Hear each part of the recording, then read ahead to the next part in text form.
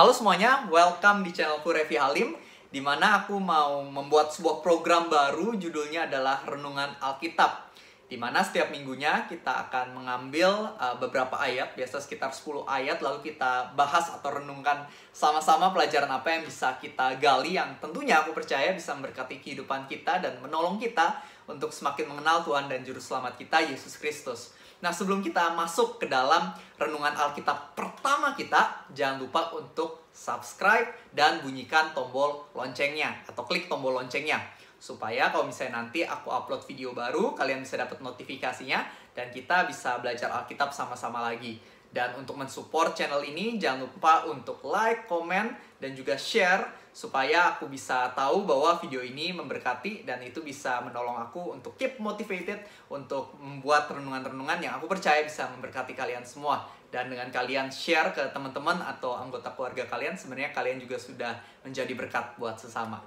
Udah siap semuanya? Yuk sebelum kita mulai, kita doa sebentar ya.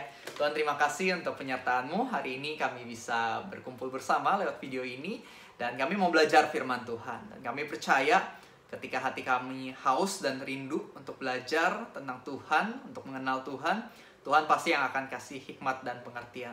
So I pray, Lord, tolonglah setiap dari kami, buka hati pikiran kami Tuhan, sehingga kami bisa mengenal Tuhan lebih lagi. Aku berdoa, biarlah Tuhan yang sertai dari awal, pertengahan, hingga akhir dari video ini. Terima kasih Tuhan, di dalam nama Tuhan Yesus aku berdoa.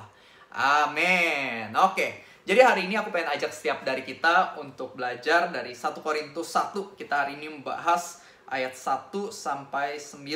Mungkin ada yang bertanya, Kak Revi, kenapa mulainya dari Korintus, bukan dari Kejadian atau Matius? Nggak tahu, aku merasa Tuhan mimpin aku buat bikin video pertamanya lewat membaca Korintus. So, it's okay, aku percaya dari manapun kita mulai, Tuhan pasti punya maksud tertentu supaya kita bisa diberkati. Oke, kita mulai dari 1 Korintus 1 ya. Jadi, ini menarik banget. Aku kasih sedikit latar belakang atau background story.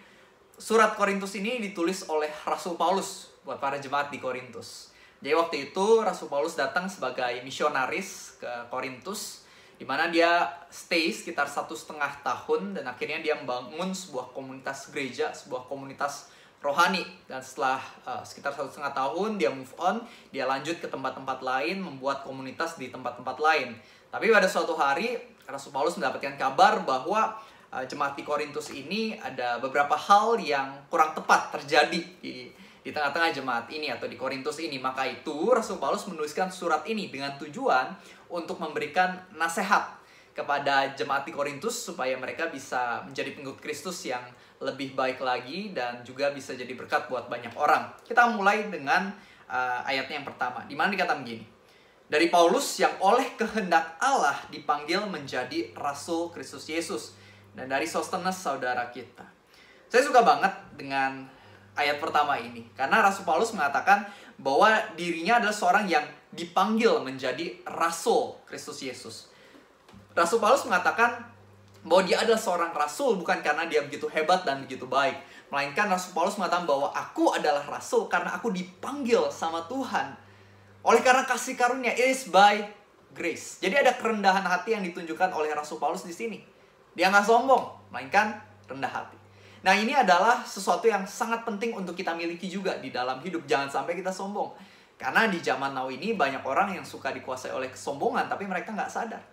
Mereka mungkin memiliki sebuah pelayanan sebagai worship leader atau pengkhotbah, tapi mereka sombong. Mereka merasa, aku jadi seorang worship leader, aku jadi seorang pengkhotbah karena aku begitu hebat. Nah, jangan seperti ini. Sadari bahwa kalau misalnya kamu memiliki sebuah jabatan atau mungkin sebuah pelayanan sebagai seorang worship leader atau seorang pengkhotbah, ingat itu adalah titipan dari Tuhan, bukan untuk kamu sombongin, melainkan supaya kamu bisa jadi berkat buat orang lain.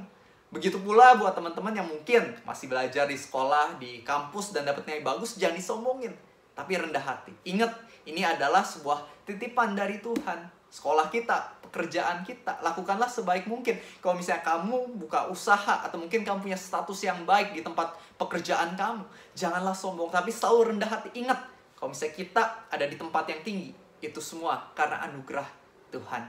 Jadilah pribadi yang rendah hati. Mengucap syukurlah dan ingat bahwa semuanya adalah titipan dari Tuhan supaya kita bisa berdampak di dalam kehidupan orang lain. Dan ingat, berdampaknya yang positif ya, dan bukan yang negatif. Nah, di ayat 2 dikatakan begini. Kepada jemaat Allah di Korintus, yaitu mereka yang dikuduskan dalam Kristus Yesus, dan yang dipanggil menjadi orang-orang kudus, dengan semua orang di segala tempat yang berseru pada nama Tuhan kita, Yesus Kristus, yaitu Tuhan mereka dan Tuhan kita. Saya suka banget di sini Rasul Paulus mengatakan bahwa kalian atau kamu juga dipanggil menjadi orang-orang kudus. Jadi Rasul Paulus mengatakan bahwa yang terpanggil bukan hanya dirinya, melainkan juga setiap jemaat di Korintus. Dan begitu pula, sesuatu yang ingin aku sampaikan pada kalian, yaitu yang terpanggil untuk menjadi berkat buat banyak orang bukan cuma saya, melainkan juga setiap dari kamu yang nonton video ini. Percayalah bahwa kamu juga dipanggil oleh Tuhan untuk memiliki kehidupan yang benar dan jadi berkat buat banyak orang. Tuhan Yesus mengasihi kamu. Apapun masa lalu kamu, apapun latar belakang kamu, percayalah bahwa Tuhan dapat menyelamatkan kamu, dapat memulihkan kehidupan kamu dan menggunakanmu untuk hal-hal yang baik dan luar biasa. Percayalah sama Tuhan kita. Dia adalah Tuhan yang berspesialisasi di dalam menggunakan orang-orang yang tidak memenuhi syarat. Saya tidak memenuhi syarat. Rasul Paulus tidak memenuhi syarat. Kamu juga mungkin tidak memenuhi syarat, tapi percayalah, siapapun kita, Tuhan dapat memulihkan kehidupan kita dan juga memakai kita untuk jadi berkat, jadi garam, jadi terang buat banyak orang.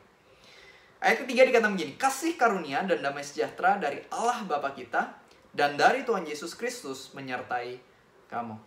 Rasul Paulus mengatakan bahwa kita bisa punya damai sejahtera oleh karena kasih karunia Tuhan. Dan aku suka banget di sini Rasul Paulus mengatakan bahwa Tuhan adalah Bapa kita. This is such a great reminder. Ini adalah sebuah pengingat yang luar biasa banget. Tuhan kita bukan sekedar Tuhan pencipta dan penguasa, melainkan dia juga adalah Bapa dan sahabat kita. Artinya, kita bisa punya sebuah relationship dengan Tuhan. Sebuah hubungan yang akrab, sebuah hubungan yang dekat. Di agama-agama lain, kalau misalnya mereka memanggil semacam dewa mereka, biasanya mereka akan memanggil dewa mereka bagaikan ya dewa yang berkuasa, dimana kalau misalnya mereka berlaku benar, mereka akan diberkati. Mereka berlaku salah, mereka akan dihukum. Ada sebuah hubungan yang gak akrab, biasanya ya, di kepercayaan lain. Tapi kalau di kekristenan berbeda sekali. Karena di kekristenan ada sebuah hubungan yang sangat amat akrab antara ciptaan dengan penciptanya, antara Tuhan dengan manusianya. Ada hubungan yang sangat akrab, bahkan disebut sebagai hubungan antara Bapa dan anak. This is such a great news. Ini adalah berita yang sangat amat baik bagiku dan juga bagimu. Mungkin kita memang orang-orang yang berdosa dan punya banyak kesalahan, tapi you know what? Ada berita baiknya, yaitu berita baiknya Tuhan kita mengasihi orang-orang berdosa seperti kita. Maka itu Tuhan Yesus datang ke dunia, mati di atas kayu salib dengan tujuan untuk menebus dosaku dan juga dosamu, sehingga kita bisa memiliki a right standing dengan Allah Bapa, supaya kita bisa dipulihkan hubungannya dengan Allah Bapa. So, teman-teman, kita semua harus ingat bahwa kita diselamatkan bukan karena kita begitu sempurna. Kita adalah orang-orang berdosa. Kita bisa memiliki hubungan dengan Allah Bapa bukan karena kita begitu hebat, melainkan karena kasih karunia dari Tuhan Yesus. Jadi teman-teman ingat, ketika kita berdoa kepada Tuhan, jangan berpikir bahwa Tuhan adalah semacam makhluk yang jauh di atas sana.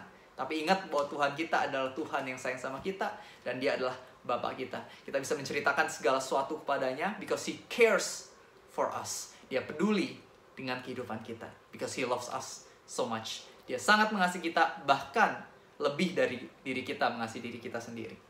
Pada ayat 4 dikatakan begini, aku senantiasa mengucap syukur kepada Allahku karena kamu, atas kasih karunia Allah yang dianugerahkannya kepada kamu dalam Kristus Yesus. Aku suka banget ini, Rasul Paulus mengatakan bahwa dia mengucap syukur oleh karena kasih karunia Tuhan kepada jemaat di Korintus. Jadi Rasul Paulus bersyukur bukan sekedar ketika dianya yang diberkati, bukan sekedar ketika dianya yang diberikan kasih karunia, melainkan dia juga mengucap syukur ketika orang lain yang diberkati dan orang lain yang diberikan kasih karunia. Ini adalah reminder yang bagus banget. Karena kita sebagai manusia, terkadang kita punya kekeliruan. Kita itu pas lihat orang dapat berkat, kita bukannya senang, kita malah sedih atau merasa iri. Pernah gak sih kamu merasakan hal seperti itu? Jujur aja, saya juga pernah merasakannya. Terkadang ketika saya lihat ada orang lain diberkati, rasanya tuh kayak ada perasaan iri hati yang berbisik kepada saya. Ih, kok curang sih dia yang dapat? Harusnya bukan dia yang dapat, harusnya kamu yang dapat. Maksudnya saya yang dapat. Pernah nggak sih teman-teman merasakan hal yang sama seperti yang saya rasakan? Dan tentunya ini bukanlah pemikiran atau perasaan yang berdasarkan daripada Tuhan. Karena yang Tuhan pengen adalah untuk kita bersuka cita kalau misalnya ada orang yang dapat berkat. Dan bersedih kalau misalnya ada orang yang mungkin sedang mengalami sesuatu yang gak enak. Harusnya perasaan seperti ini yang kita miliki. Maka itu karena saya tahu firman Tuhan setiap kali ada bisikan-bisikan iri hati, bisikan-bisikan yang membuat saya bersedih ketika orang lain diberkati, itu saya selalu ingetin diri saya sama firman Tuhan. Saya ingatkan diri saya kembali, Revi gak boleh seperti ini. Ingat apa yang Tuhan katakan. Harusnya ketika orang diberkati, ya kamu bersyukur. Karena Tuhan baik, bukan hanya kepada kamu, tapi juga kepada orang lain. Teman-teman, marilah kita menjadi orang-orang yang mau bersyukur. Bukan hanya karena berkat Tuhan dalam hidup kita, tapi kita juga bersyukur oleh karena berkat Tuhan di dalam kehidupan orang lain. Ingat teman-teman, bahwa kita ini di dalam hidup ini harus jadi berkat untuk satu sama lain. Bukan saling iri hati, melainkan saling mendoakan, saling mensupport satu sama lain, sehingga kita bisa sama-sama bareng-bareng naik level di dalam hidup. Di ayat 5 dikatakan begini, ayo kita lanjut. Sebab di dalam Dia, kamu telah menjadi kaya dalam segala hal, dalam segala macam perkataan, dan segala macam pengetahuan. Jadi ternyata teman-teman, yang namanya kaya itu bukan berbicara soal uang doang, bukan sekedar cien doang, bukan sekedar harta doang, tapi juga berbicara soal pengetahuan dan juga perkataan. Ketika kita punya wawasan yang luas, mungkin wawasan dalam pengenalan akan Tuhan, wawasan di dalam pengetahuan Alkitab, wawasan di dalam mungkin biologi, matematika, fisika, itu sebenarnya juga merupakan sebuah kekayaan yang udah Tuhan berikan. Maka itu hargai kalau misalnya kamu punya pengetahuan tertentu di dalam hidup kamu ini. Dan juga jangan malas untuk belajar. Terus gali harta emas yang ada di dalam buku-buku. Terus belajar. Semakin luas wawasan yang kita punya, artinya semakin kaya kekayaan yang kita punya dalam hidup. Dan juga dikatakan di sini bahwa kekayaan berbicara soal perkataan juga. Ketika kita jadi berkat buat orang lain, melalui mulut kita, ketika kita membangun kehidupan orang lain, melalui perkataan kita, itu sebenarnya kita juga termasuk orang yang kaya. Jadi teman-teman, jangan sampai kita serakah, jangan sampai kita hanya memikirkan uang di dalam hidup ini. Ingat firman Tuhan mengatakan bahwa cinta akan uang itu adalah akar dari segala kejahatan. Kalau misalnya punya uang banyak gak salah, tapi jangan sampai uang itu menguasai kamu. Jangan sampai kamu menilai diri kamu berdasarkan uang yang kamu punya. Jangan. Ingat apa kata firman Tuhan, ketika kita mau terus belajar, punya wawasan yang luas, itu artinya kita juga kaya. Ketika kita jadi berkat buat sama lewat perkataan kita, itu artinya kita juga adalah orang yang kaya. Dan saya percaya ketika kita punya wawasan yang luas, ketika kita bisa membangun kehidupan orang lain, bisa add value, menambah nilai lewat perkataan kita, pasti hidup kita pun akan naik. Saya nggak pernah melihat orang yang pinter dan jadi berkat, tapi hidupnya terus jatuh ke bawah. Nggak pernah. Yang saya lihat adalah orang-orang yang punya wawasan luas, yang mau terus belajar dan jadi berkat buat orang-orang lewat perkataannya. Hidupnya pasti sedikit demi sedikit terus naik level.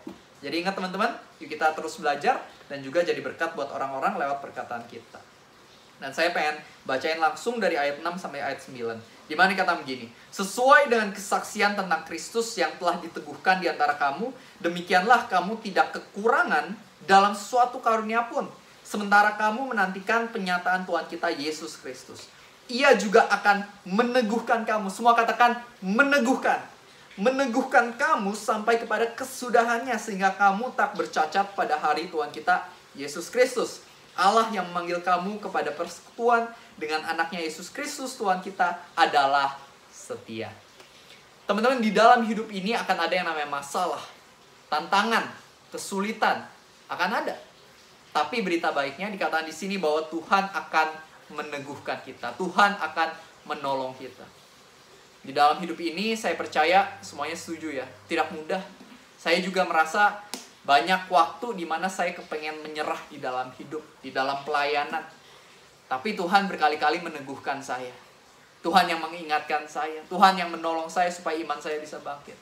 Tuhan itu sayang banget sama setiap dari kita. Dan salah satu alasan terbaik atau salah satu alasan yang paling sering menyadarkan saya kenapa saya bisa memiliki keteguhan di dalam hidup, mengapa saya bisa berjalan terus adalah satu kebenaran ini, yaitu Tuhan Yesus sudah mati di atas kayu salib itu untuk menebus dosa-dosa saya dan Dia telah bangkit dari kubur. This is the truth yang sangat amat luar biasa. Dapat berkat di dalam pekerjaan baik gak? Baik. Berkat di dalam kesehatan baik gak? Baik. Tapi ketahuilah berkat keselamatan adalah berkat yang jauh lebih luar biasa dibandingkan segalanya. Kita yang harusnya masuk neraka oleh karena dosa-dosa kita, dapat memiliki akses untuk masuk kerajaan sorga karena Tuhan Yesus sudah menebus dosa kita. Ini adalah satu kebenaran yang sangat amat penting untuk setiap dari kita tahu, supaya kita bisa punya kekuatan, ketenangan, dan pengharapan di dalam langkah-langkah kehidupan kita. Semakin kita sadar akan kebenaran ini, semakin kita bisa memiliki damai sejahtera di dalam kehidupan kita ini. Dan mungkin ini akan menjadi satu kebenaran yang terus-menerus saya bahas di dalam setiap sesi renungan Alkitab yang saya buat. Karena menurut saya, this is Christianity.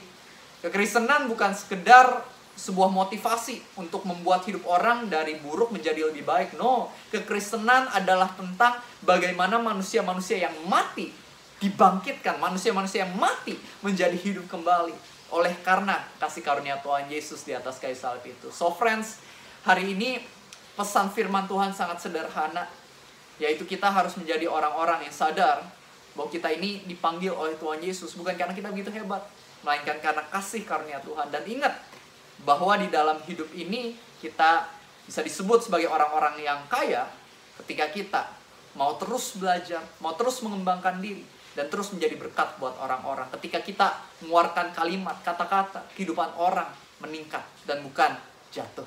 Ingat teman-teman, marilah kita gunakan mulut kita buat membangun kehidupan orang lain dan bukan merusak kehidupan orang lain. Dan juga kita belajar hari ini melalui firman-Nya bahwa berkat yang terbaik adalah berkat keselamatan dan juga berkat hubungan bersama dengan Tuhan Yesus, bersama dengan Allah Bapa. That is the greatest blessing of all. Ketahuilah bahwa kamu adalah anak-anak Tuhan, kamu dikasihi, dan meskipun kamu memiliki dosa hari ini, ketahuilah bahwa Tuhan mau mengampuni kamu, Tuhan sayang sama kamu, dan Tuhan dapat memulihkan kehidupan kamu, sehingga kamu bisa lepas dari dosa itu, dan kamu bisa berjalan dengan efektif dalam hidupmu.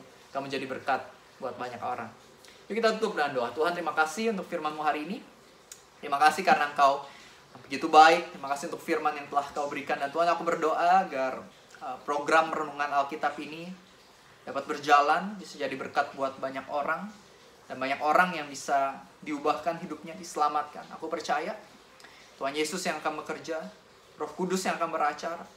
Aku percaya kekuatan hamba-Mu sangat terbatas, tapi kuatan Tuhan tidak terbatas. Dan aku berdoa setiap dari kami, sehingga bisa terus dipersiapkan oleh Tuhan, lebih lagi Tuhan, menjadi garam dan terang bagi banyak orang. Kami percaya Kau akan melakukan hal-hal dahsyat di dalam kehidupan kami dan juga melalui kehidupan kami. Dalam nama Tuhan Yesus, semua yang percaya katakan amin. Semoga renungan hari ini berkati kalian semua, dan jangan lupa untuk ikut acara renungan Alkitab yang selanjutnya. God bless you and Jesus loves you. Dan jangan lupa subscribe ya.